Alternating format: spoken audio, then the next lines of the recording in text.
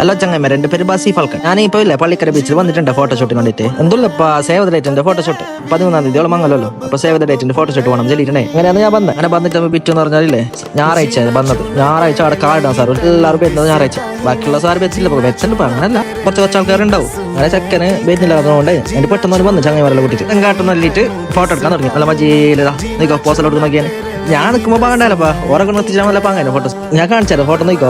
എല്ലാ ഫോട്ടോസും കാണണമെങ്കിൽ എന്റെ പേജ് ഒന്ന് ഫോളോ ആക്കണം. ഫാൽക്കൺ സ്റ്റോറീസ് എന്ന പേജ് ഉണ്ട് ഇൻസ്റ്റാഗ്രാമിൽ.